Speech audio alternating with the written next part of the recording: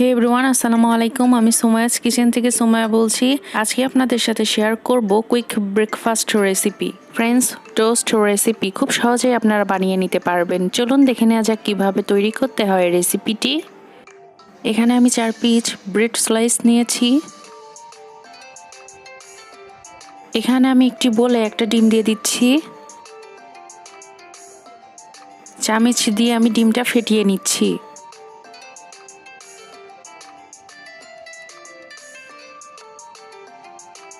ডিমটা আমি ফেটিয়ে নিয়েছি। এখন 1/4 কাপ লিকুইড দুধ দিয়ে দিচ্ছি। 1 টেবিল চামচ চিনি দিয়ে দিচ্ছি।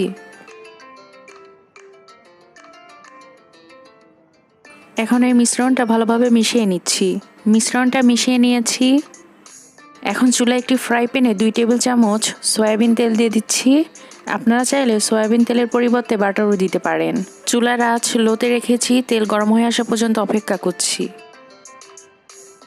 এখন পাউরুটির সাথে ডিমের মিশ্রণটা মাখিয়ে নিচ্ছি। মাখিয়ে নিয়েছি। তেল গরম হয়ে এসেছে। এখন আমি পাউরুটিটা দিয়ে দিচ্ছি।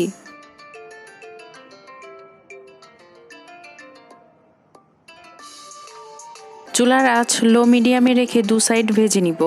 2-3 মিনিট এক সাইড ভেজে নিয়েছি। এখন আমি 2-3 মিনিট অন্য সাইড ভেজে নিব।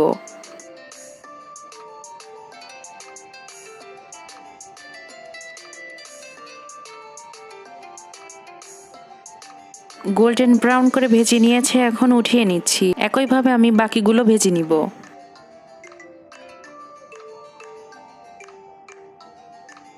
রেডি হয়ে গেল ফ্রেঞ্চ টোস্ট। ধন্যবাদ সবাইকে।